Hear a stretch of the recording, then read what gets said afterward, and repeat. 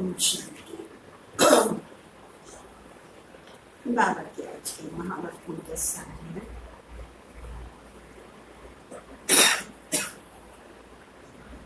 मीठे बच्चे, तुम्हें खिवैया मिला है इस पार से उस पार ले जाने के लिए। इस पार से पुरानी दुनिया से नई दुनिया में, दुख की दुनिया से सुख की दुनिया में, पतित दुनिया से पावन दुनिया में ले जाने के लिए। तो खिवैया के ऊपर स्वाभिमान है। तो तुम्हारे पैर खुशी के कारण अब इस पुरानी दुनिया पर नहीं है। ठीक पढ़ते हैं ना, माना बुद्धि रूपी पैर हमारा अब इस पुरानी दुनिया में लगता ही नहीं है, मन ही नहीं लगता। क्यों नहीं लगता? उसका कारण है तुम्हारा लंगर उठ चुका है। माना अब हमें पता चल गया ये दुनिया रहने वाली नहीं है, अब नई दुनिया आने वाली है। हमारा खिवैया हमें नई दुनिया में ले जा रहा है। हम इस दुख की दुनिया से अब जाने वाले हैं। तो इसलिए अब हमारा लगाव यहाँ की दुनिया में नहीं रहा। आज प्रश्न है, जादूगर बाग की वंडरफुल जादूगरी कौन सी है? जादूगर बाग की वंडरफुल जादूगरी कौन सी है जो दूसरा कोई नहीं कर सकता?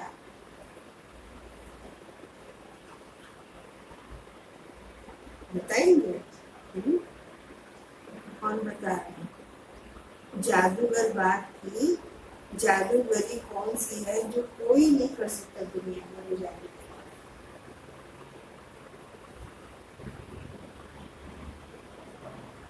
लिए? मनुष्य को देवता बना देते और पुरानी दुनिया को बदल कर स्वर्ग बना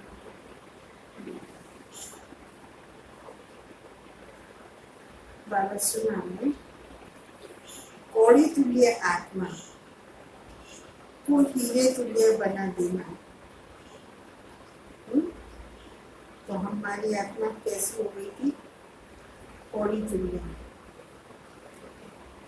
कौड़ी बना जिसकी कोई वैल्यू ही नहीं है। अब इस संसार में मनुष्य की क्या कीमत है? कुछ भी नहीं। और बाबा हमें इतना वैल्यूबल बना देता है जो हमारे चित्रों की पूजा अभी तक भी हो रही है। तो हमारे इस चैतन्य शरीर की वैल्यू नहीं है, क्योंकि आत्मा हमारी गोली तुल्य है। जब आत्मा हीरे तुल्य बन जाएगी तो उसकी वैल्यू इतनी होती है जो सत्य के में तो पूजा तो नहीं होगी, लेकिन सम्मान तो होगा। और फिर द्वापर से तो हम अभी तक पूजे जा रहे हैं। तो बाबा हमारी वैल्यू को बढ़ा देता है, इतना ऊंचा बना देता है। दूसरी बात, बागवान श्री बाबा खिवैया भी है, बागवान भी है।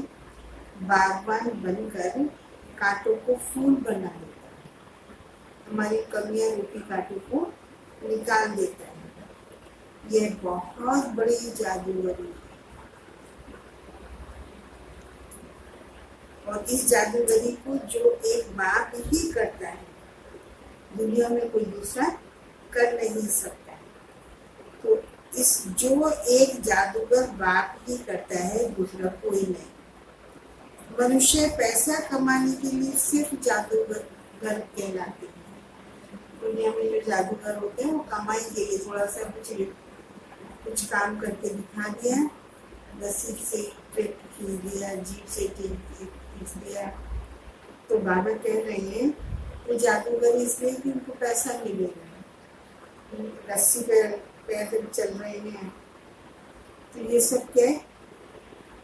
जादूगरी। तो वो जादूगरी कोई बड़ी बात नहीं है, लेकिन बाबा क्या जादूगरी करता है? हमें कांटे से फूल बना देता है। और यह जादूगरी सारी दुनिया के अंदर सिवाय बाप के और कोई कर नहीं सकता। और बाबा कोई अपनी कमाई भी नहीं करते। जिन पर जादू करता है उनकी कमाई हो रही है, बाबा की कोई कमाई नहीं होती है बाबा की। विश्व की बादशाही हम लेते हैं, वो कांटे से फूल बनते हैं। शिव बाबा तो अपने लिए कुछ नहीं करता, अब बादशाही लेते ही नहीं थे। ओम शांति। तो नासिक की भी बात है, सारे सृष्टि चक्र व ड्रामा में, ये जादूगर कहो, बाघ कहो, खेवैया कहो, सारे सृष्टि चक्र में व ड्रामा में ये एक ही बार आता है, सिर्फ संगम पर आता है, फिर कभी पूरे कर्म के अंदर बीच में नहीं आता। और कोई सत्संग आदि में ऐसे नहीं समझते होंगे। किसी भी और सत्संग में जाओ तो ऐसा समझेंगे कि गुरु जी सारे कर्म में एक ही बार आते हैं। सोचते हैं आज यहाँ पर आइए, कल फिर 6 बजे यहाँ आएंगे, शाम को आएंगे, आज यहाँ सत्संग रखा है, कल कहीं और रखेंगे। तो शिव बाबा का जो ज्ञान देने का समय है वो कलयुग के लास्ट में है।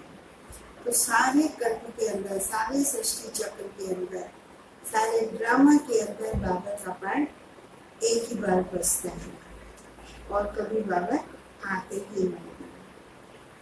दूसरी बात बाबा सुना रहे, ऐसा बाप जो ऐसी सत्यनारायण की कथा, अमर कथा सुनाते हैं, ना कहीं बाप मिलेगा और ना कहीं ऐसे बच्चे जो इस कथा को सुन सके। हमारे सिवाय दुनिया में और कोई बच्चे भी नहीं।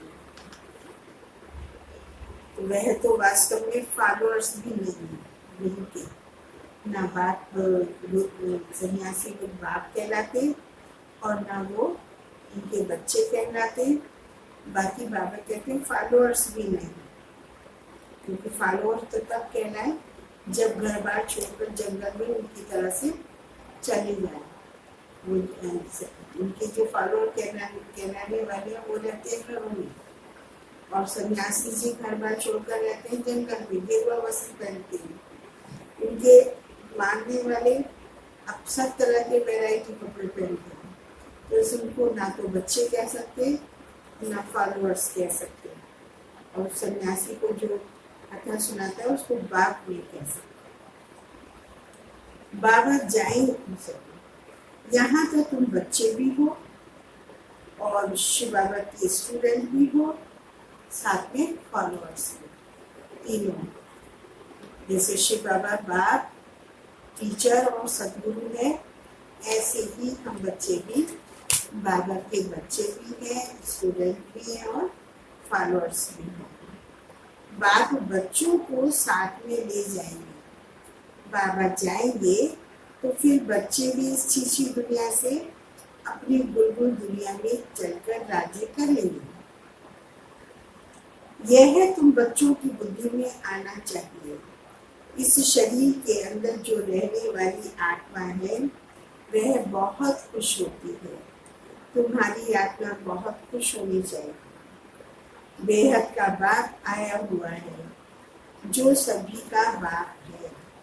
यह भी सिर्फ तुम बच्चों को समझ है। जो अब आया हुआ है ये सभी का बाप है, इसकी समझ भी हमें अभी मिली है।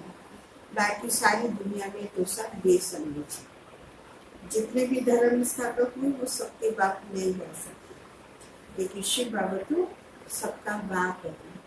बाबा ने सुनाया है वो गुरु भी नहीं कहलाया जा सकता, क्योंकि वो किसी को साथ नहीं लेकर जा सकते। सिर्फ उपदेश देते हैं, अपना धर्म स्थापित करते हैं और चले जाते हैं। उनका धर्म तो पीछे धीरे धीरे बढ़ता रहता है। एक शिव बाबा ही है जो सारी सृष्टि का बाप कहलाने के अधिकारी है, और दूसरा सबका गुरु भी है जो सबको सद्गति देकर अपने साथ ले जाते हैं। इस शरीर के अंदर जो रहने वाली आत्मा है वह बहुत खुश होती है। तुम्हारी आत्मा बहुत खुश होनी चाहिए। अभी बेहद का बाप आया हुआ है जो सभी का बाप है। यह भी सिर्फ तुम बच्चों को समझ है, बाकी सारी दुनिया में तो सब बेसमझ है। बाप बैठ समझाते हैं रावण ने तुमको कितना भी समझ बना दिया, बाप आकर अभी समझदार बना देगा। बाकी सारी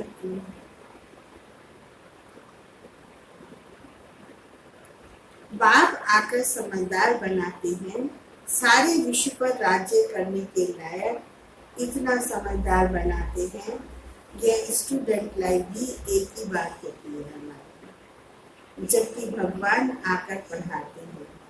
तुम्हारी बुद्धि में यह है, बाकी जो अपने धंधे धोरी में फंसे हुए हैं उनको कभी यह बुद्धि में आ न सके कि भगवान पढ़ाते हैं। उन्हें तो अपना धंधा आदि ही याद रहता है। तो तुम बच्चे जबकि जानते हो भगवान हमको पढ़ाते हैं, तो कितना हर्षित रहना चाहिए। और तो सब है पाई पैसे वालों के बच्चे। दुनिया में जितने भी संपन्न लोग हैं उनके बच्चों को भी बाबा ने कहा उनको पैसे वालों को वो पाई पैसे वाले हैं, और तुम बच्चे को भगवान के बच्चे, तो तुम बच्चों को अच्छा खुशी रहनी चाहिए इस बात को भी। हम कोई पाई पैसे वाले के बच्चे नहीं बने हैं। किसके बच्चे हम बने हैं? सारे विश्व का मालिक स्वयं परमात्मा, हम उसके बच्चे बने, वो हमें पढ़ाता भी है। तो कितना हर्षित रहना चाहिए। तो कोई तो बहुत हर्षित भी रहते हैं, लेकिन रहना चाहिए, लेकिन कोई तो बहुत हर्षित रहते हैं। कोई तो कहते बाबा हमारे मुँह से मूली नहीं चलती, वह यह होता है। अरे बाबा कह रहे अरे मूली कोई मुश्किल थोड़ी है चलानी, है ना। बाबा के महावाक्य पढ़कर सुनाने कोई मुश्किल थोड़ी है। जैसे भक्ति मार्ग में साधु संत आदि से कोई पूछते हैं हम ईश्वर को कैसे याद करें, परंतु वह जानते नहीं, सिर्फ अपनी अंगुली से इशारा कर देंगे साधु सन्यासी आदि कि भगवान को याद करो, बस खुश हो जाते उसी में। वह कौन है भगवान? दुनिया में ये कोई जानता नहीं, अपने बाप को कोई भी नहीं जानते। ये ड्रामा ही ऐसा बना हुआ है, फिर भी भूल जाते हैं। ऐसे नहीं कि तुम्हारे में सभी बाप और रचना को जानते हैं। दुनिया वाले तो भूलते हैं, लेकिन बाबा ने कहा तुम भी ऐसे नहीं हो कि सारे के सारे जानते और याद करते हो।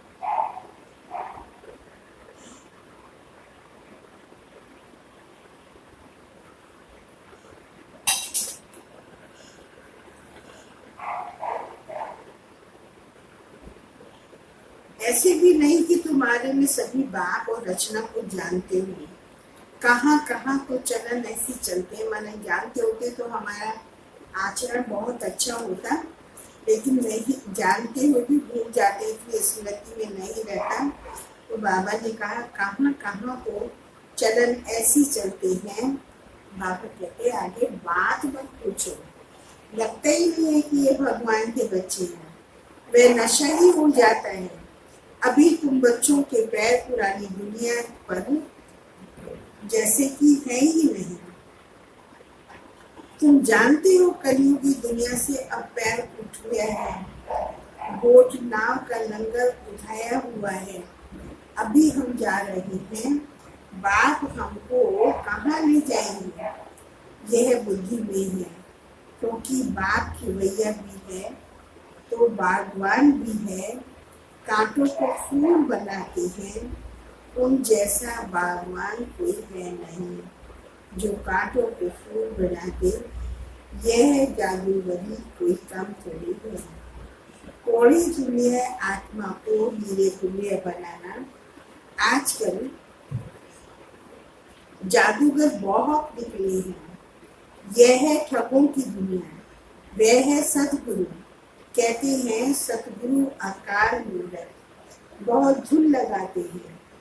अब जबकि बात कहते हैं सतगुरु एक है, सबका सदगति दाता एक है, तो फिर अपने को गुरु क्यों कहना चाहिए ना। सदगुरु की महिमा तो बहुत करते हैं। बाबा कह रहे सिर्फ धुन लगाते रहते, समझते नहीं।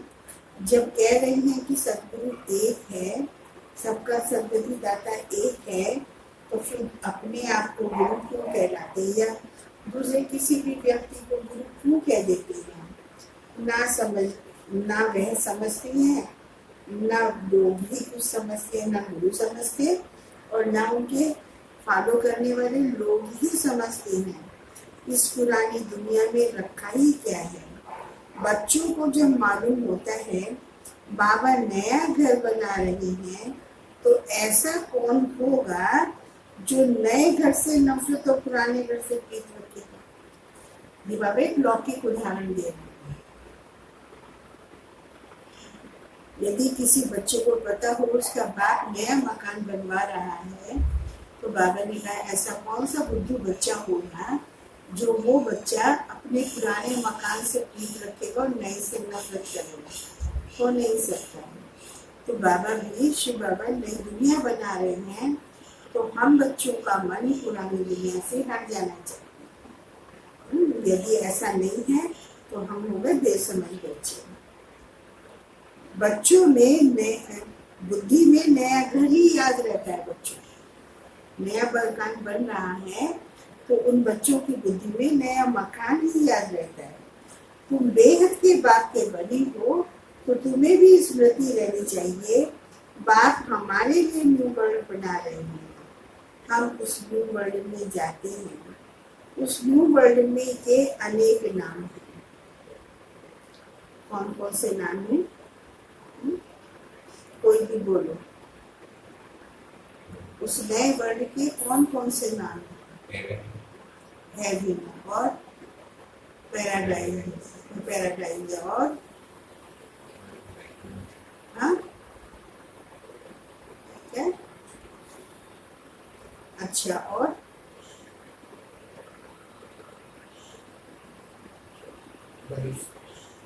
बहिष्ठ, वैकुंठ। तो बताओ कितने नाम है हमारी नई दुनिया के? तो बाबा ने कहा अब तुम्हारी बुद्धि पुरानी दुनिया से उठ गई है। पूछ रहे हैं तुम्हारी नई दुनिया के इतने सारे नाम हैं, अब उस दुनिया में तुम जाते हो, तुम्हारे लिए बाबा ऐसी नई दुनिया बना रहे हैं। तो ऐसे बेसमझ बच्चों में से तो हमारी गिनती नहीं है जो पुराने मकान को याद करते रहे, नए मकान में तुम्हें इंटरेस्ट ही ना हो। तो हमारा सबका इंटरेस्ट कहाँ है अभी? नए मकान के है। तो तुम्हारी बुद्धियां पुरानी दुनिया से उठ गई है। क्योंकि पुरानी दुनिया में क्यों उठ गई? क्योंकि इस पुरानी दुनिया में तो दुख ही दुख है।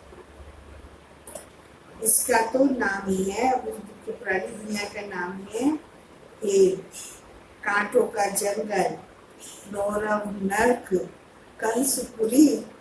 इस पुरानी दुनिया के नाम है हेल, कांटों का जंगल, कंसपुरी, नौरव, नर्क। और नई दुनिया का नाम है स्वर्ग, heaven, paradise, Vaikuntha, Vaishnav, garden of Allah. कितने सारे नाम। तो वो कृष्णपुरी, ये कंसपुरी। तो बाबा कह रहे इनका अर्थ भी कोई जानते नहीं है दुनिया में। पत्थर बुद्धि है ना। क्यों नहीं जानते? क्योंकि पत्थर बुद्धि है ना। भारत का देखो हाल क्या है। बात कहते इस समय सब पत्थर बुद्धि है और सतयुग में है सब पारस बुद्धि। यथा राजा रानी तथा प्रजा, यहाँ तो है ही प्रजा का प्रजा पर राज्य, इसलिए सबकी स्टैम्प बनाते रहते हैं। जो भी राजा या बादशाह कह गए उन्हीं की स्टैम्प बना देते हैं, क्योंकि है ही यहाँ पर प्रजा का प्रजा पर राज्य।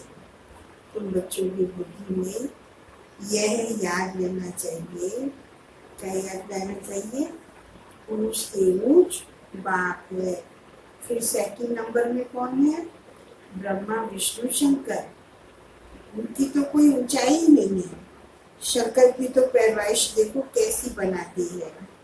कह देते पहली बार तो उसको छान दिखाई दी, और दूसरा क्या कहते हैं शंकर जी के लिए? भांग पीते थे, धतूरा खाते थे। ये उसकी महिमा है या इंसल्ट है?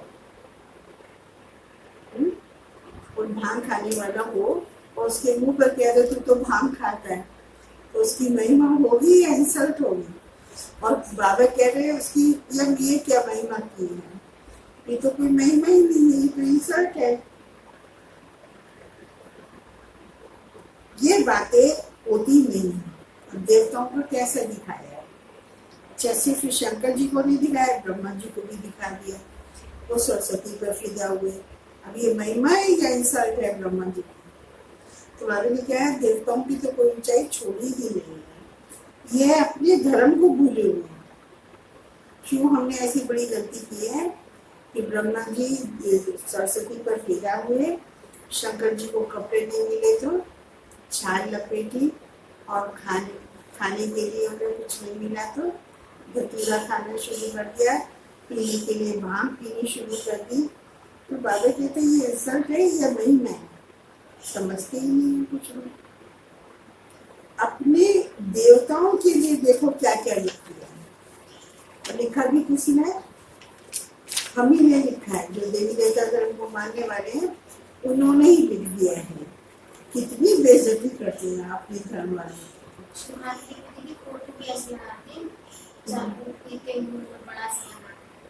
बाबा पूछ रहे हैं ये उनकी महिमा है या बेइज्जती करती है? कभी सोचा थोड़ी नहीं बेइज्जती है, ये समझ के करते थे कि बहुत बड़ी इज्जत कर रहे हैं उनका। हाँ,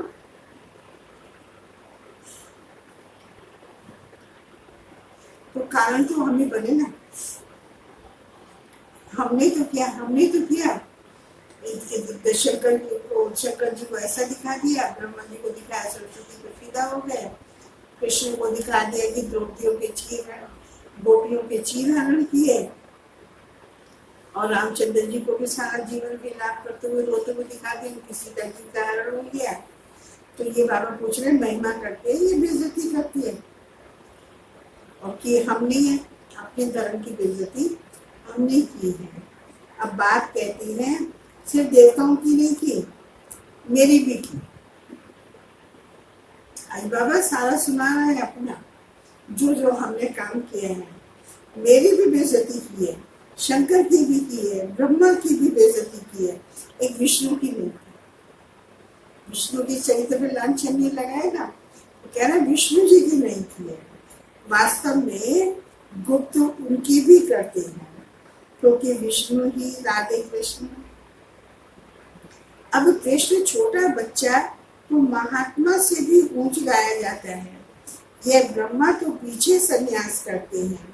वह तो छोटा बच्चा है, कृष्ण तो है ही पवित्र, पाप आदि को जानता ही नहीं, फिर भी लोग कैसे इसकी ग्लानि करते। तो ऊंच है शिव बाबा, फिर भी विचारों को पता नहीं प्रजापिता ब्रह्मा कहाँ होना चाहिए। प्रजापिता ब्रह्मा को दिखाते भी शरीरधारी हैं। अजमेर में उनका मंदिर है, दाढ़ी मूछ देते हैं ब्रह्मा को, शंकर विष्णु को दाढ़ी मूछ नहीं देते हैं। तो यह सब समझ की बात है।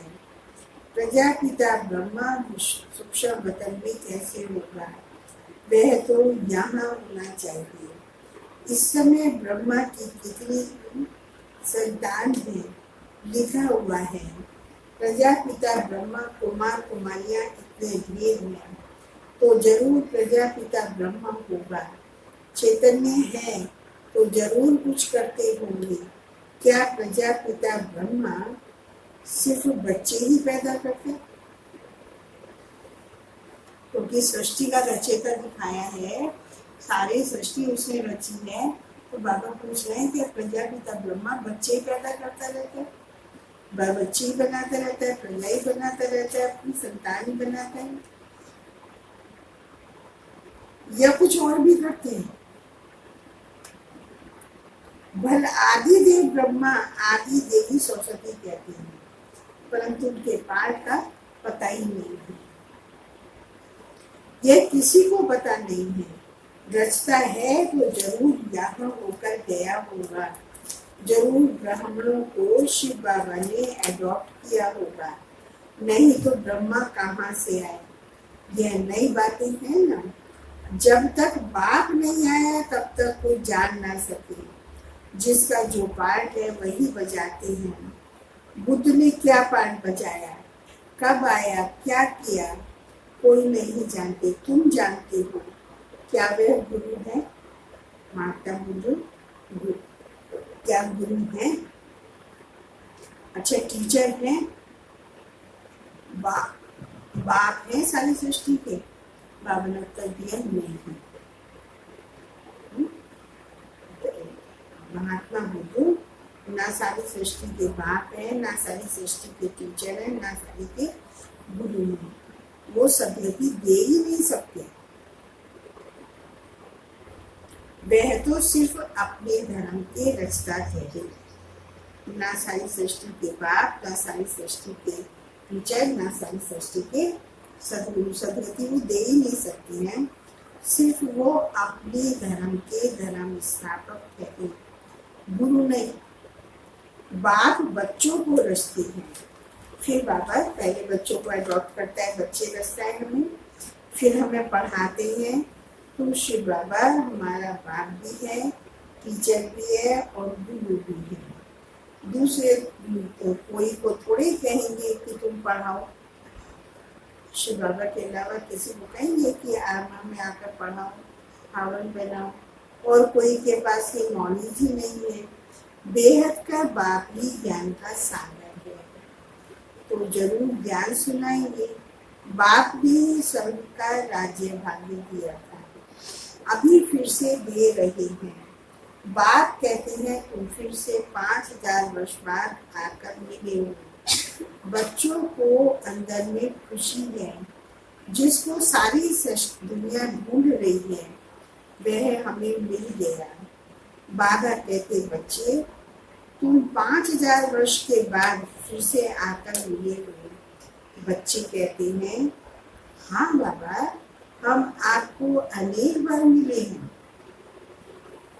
पर कितना भी कोई तुमको मारे पीटे अंदर में, तो वह खुशी होनी चाहिए। शिव बाबा के मिलने की याद तो है ना। मतलब अब हमने परिचय में लिया, बाबा आया हुआ है और यहाँ आने नहीं देते, रोकते हैं, मारते कूटते, लोगों को तो बहुत हुई है पिटाई।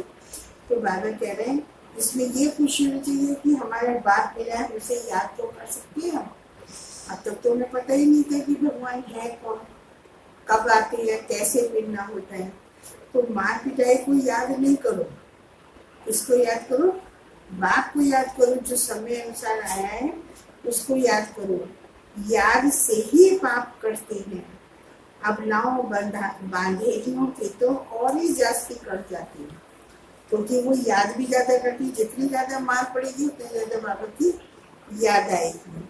और फिर एक तरफ मार खाने से भी पाप कट रहे हैं कर्म भोग के द्वारा, दूसरा एक कर्म योग हो जाता है, बाबा को याद करती हैं तो उनके पाप जास्ती करते हैं, क्योंकि वे जास्ती शिव बाबा को याद करती हैं।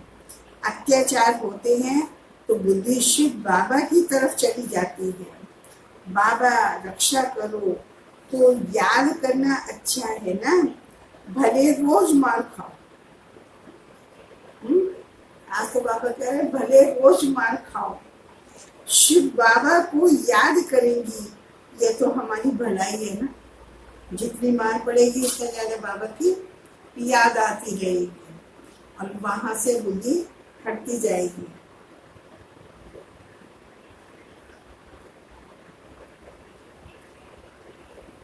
तो बाबा ने कहा ये तो मार अच्छी है ना, जो भगवान की याद दिलाए, ऐसे मार पे तो बलिहार जाना चाहिए। मार पड़ती है तो याद करते हैं, कहते हैं गंगा जल मुख में हो, गंगा घाट का तट हो, तब प्राण तन से निकले। तो माना आत्मा को मार पड़ेगी तो माना मर ही रहे हैं, तो अब शिव बाबा की याद बुद्धि में है, तो ऐसे में ही हमारे प्राण छूट जाए तो कितना हमारा पाप कट के हम पावन बन के बाबा के पास चले जाएंगे। कहावत है ना, गंगा जल मुख में हो, कहाँ पर हो, बुद्धि में। गंगा का तट हो, माना बुद्धि बाबा की पास लगी हुई हो, तब प्राण तन से निकले। तुमको जब मार मिटती है तो बुद्धि में क्या याद आता है? आलफ और भी। बस बाबा कहने से वर्षा मिल जरूर याद आएगा। ऐसा कोई नहीं होगा जिसको बाबा कहने से वर्षा याद ना पड़े। बाबा के साथ मिलकर जरूर याद आएगी। तुमको भी शिव बाबा के साथ वर्षा जरूर याद आएगा। वह तो तुमको विष के लिए, विकार के लिए मार देकर शिव बाबा को याद दिलाते हैं। जिनको तुम बुरा मानते हो उनका बलिहार जाओ, वो तो तुम्हें मार मार कर शिव बाबा की याद दिलाते हैं। तुम बाप से फिर वर्षा पाते हो, पाप कट जाते हैं। यह भी ड्रामा में तुम्हारे लिए गुप्त कल्याण है। ये बाबा बातेरी गोपियों को उमंग दिला रहे, हिम्मत दिला रहे हैं। जैसे कहा जाता है लड़ाई कल्याणकारी है, तो ये मार भी तो कल्याणकारी है। आजकल बच्चों का प्रदर्शनी मेलों की सर्विस पर जोर है। नव निर्माण प्रदर्शनी के साथ लिख दो गेट वे टू हेवन। दोनों अक्षर होने चाहिए। नई दुनिया कैसे स्थापन होती है, उनका एग्जीबिशन है, तो मनुष्यों को सुनकर खुशी होगी। नई दुनिया कैसे स्थापन होती है, उनके लिए ये चित्र बनाए हैं। आकर देखो gateway to new world. यह अक्षर भी ठीक है। यह बनाया तो जरूर नई दुनिया स्थापन हुई होगी। मनुष्य कितना कोशिश करते हैं मून में जाने की, देखते हैं धरती ही धरती है। मनुष्य कुछ भी देखने में नहीं आते। इतना सुनाते हैं, इससे फायदा ही क्या? अभी तुम रियल साइलेंस में जाते हो, अशरीरी बनते हो। वो साइलेंस, वो है साइलेंस पर। तुम मौत चाहते हो, शरीर छोड़ जाना चाहते हो। बाप को भी मौत के लिए ही तो बुलाते हैं। आकर अपने साथ मुक्ति, जीवन मुक्ति में ले चलो। परंतु समझते थोड़े हैं। पतित पावन आएंगे तो जैसे हम कालों के काल को बुलाते हैं। अभी तुम समझते हो बाबा आया हुआ है, कहते हैं चलो घर, और हम घर जाते हैं। बुद्धि काम करती है ना। यहाँ कई बच्चे होंगे जिनकी बुद्धि धंधे आदि की तरफ दौड़ती होगी। फलाना बीमार है, क्या हुआ होगा, अनेक प्रकार के संकट आते हैं। मधुबन में रहेंगे बाबा से मिलने, तो वहाँ पर भी बुद्धि धंधे में जाएगी। घर में कोई बीमार है तो घर जाएगी। तो बाबा जी के संकट अनेक प्रकार के आते रहते हैं। बात कहते हैं जब तुम यहाँ बैठे हो तो आत्मा की बुद्धि सिर्फ बाप और वर्षी की तरफ रहे। आत्मा ही याद करती है ना। समझो कोई का बच्चा लंदन में है, समाचार आया, बस बुद्धि तुरंत चली जाएगी। बीमार है, ये समाचार आया तो जब बुद्धि वहां चली जाएगी। फिर ज्ञान बुद्धि में बैठ ना सके। बैठे मधुबन में मुझे सुना रहे बाबा, और पता चल जाए कि बच्चा लंदन में बीमार है, तो बैठे बैठे शरीर से वहां सामने बैठे हैं, बुद्धि है लंदन में बच्चे के पास। यहाँ बैठे हुए बुद्धि में उनकी याद आती रहेगी। कोई का पति बीमार हो गया तो स्त्री के अंदर उथल पाथल होगी। बुद्धि जाती तो है ना। तो तुम भी यहाँ बैठे सब कुछ करते शिव बाबा को याद करते रहो, तो भी अहो सौभाग्य। जैसे वह पति को अथवा गुरु को याद करते, तुम बाप को याद करो। तुम्हें अपना 1 मिनट भी वेस्ट नहीं करना है। ये किसने कहा? जैसे स्त्री पति को या बच्चे को याद करती है, ऐसे ही तुम्हें भी शिव बाबा को याद करना है। 1 भी मिनट वेस्ट नहीं करना है। तो कौन बोल रहा है? ये शिव बाबा। बाप को जितना याद करेंगे तो सर्विस करने में भी बाप की याद आएगा। बाबा ने कहा मेरे भक्तों को समझाओ। यह किसने कहा? शिव बाबा ने। कृष्ण के भक्तों को कहाँ समझाएंगे? उनको कहा जाता है कृष्ण नई दुनिया स्थापन कर रहे हैं, मानेंगे। क्रिएटर तो गॉड फादर है, कृष्ण थोड़ा ही है। परम पिता परमात्मा ही पुरानी दुनिया को नया बना रहे हैं, वे यह मानेंगे भी। नई सो पुरानी, पुरानी सो फिर नई होती है। सिर्फ टाइम बहुत दे देने से मनुष्य घोर अंधियारे में है। तुम्हारे लिए तो अब हथेली पर बहिष्ठ है। बाप कहते हैं मैं तुमको स्वर्ग का मालिक बनाने आया हूँ। बनेंगे? तो बच्चे क्या जवाब देते हैं? वाह, क्यों नहीं बनेंगे?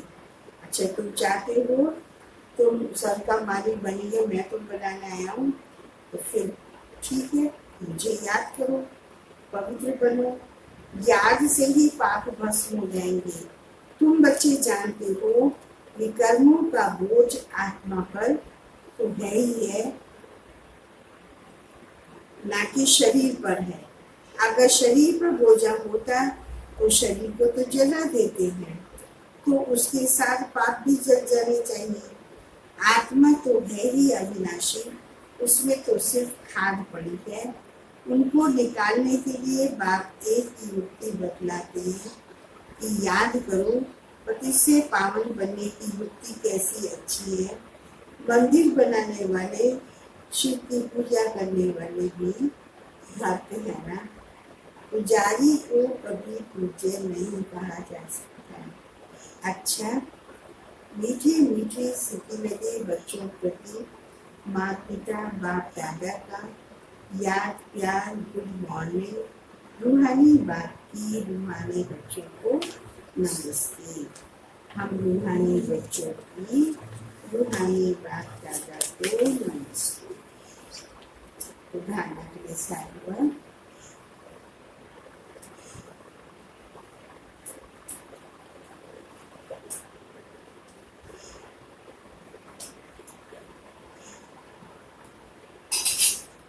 जिसे सारी दुनिया ढूंढ रही है,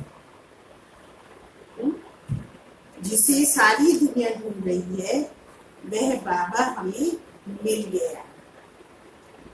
इसी खुशी में रहना है। याद से ही पाप करते हैं। दुनिया ढूंढ रही है और हमें वो मिल गया, इस खुशी में रहना है। और जितना बाबा को याद करेंगे पाप करते जाएंगे। इसलिए किसी भी परिस्थिति में बाप और वर्षे को याद करना है। परिस्थिति को याद नहीं करना, उसको याद करना है, बाबा को वर्षे को याद करना है। एक मिनट भी अपना टाइम वेस्ट नहीं करना है। सेकंड है, इस पुरानी दुनिया से बुद्धि का लंगर उठा हुआ हो।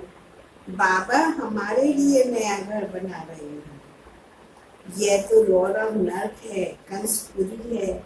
हम तो जाते हैं वैकुंठपुरी में। सदा इस स्मृति में रहना है।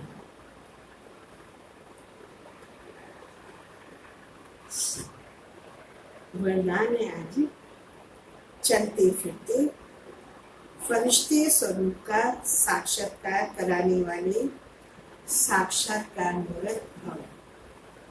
चलते फिरते फरिश्ते स्वरूप का साक्षात्कार कराने वाले साक्षात्कार मूर्त भव।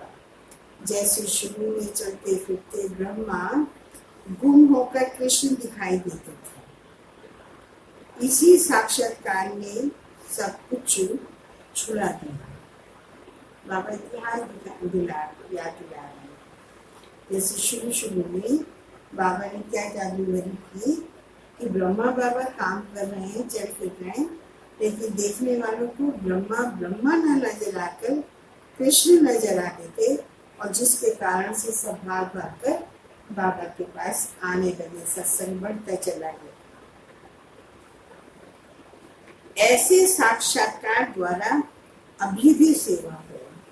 जब साक्षात्कार से प्राप्ति होगी तो बनने के बिना रह नहीं सकेंगे। इसीलिए चलते फिरते फरिश्ते स्वरूप का साक्षात्कार कराओ। भाषण वाले बहुत हैं, लेकिन आप भाषण देने वाले बनो, तब समझेंगे यह अल्लाह लोग है। तो तब कृष्ण का साक्षात्कार, अब फरिश्ते रूप का साक्षात्कार हो तो लोग मानेंगे ये अल्लाह लोग हैं। भाषण देने वाले बहुत हैं, अनुभव कराने वाले ये थोड़े ही हैं। स्लोगन है, सदा रूहानी मौज का अनुभव करते रहो तो कभी भी लूझेंगे नहीं। हमेशा रूहानी मौज का अनुभव करो तो कभी भी कंफ्यूज नहीं होंगे, दुखी नहीं होंगे, परेशान नहीं होंगे। ओम शांति।